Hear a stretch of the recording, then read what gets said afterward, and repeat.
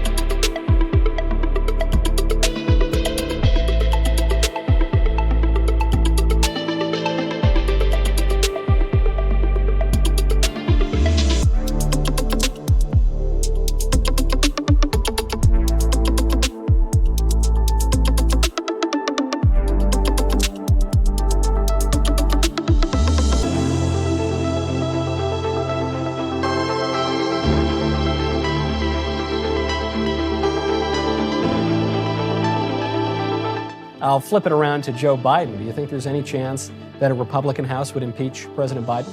Yeah, I do think there's a chance of that. And whether it's justified or not, as we talked about when verdict launched, the Democrats weaponized impeachment.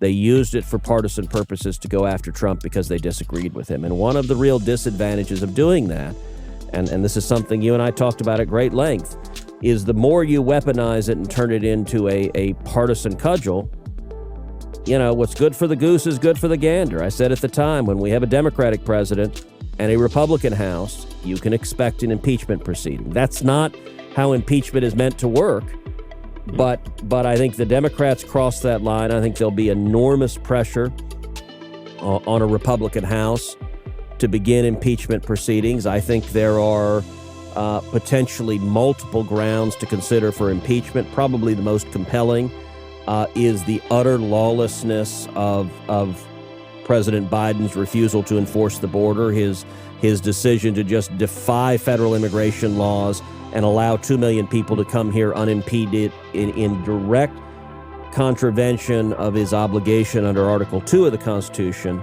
to take care that the laws be faithfully executed. That's probably the strongest grounds right now for impeachment, but there may be others. And because the Democrats decided this is just another tool in the partisan war chest, I think there's a real risk that turnabout will be fair play.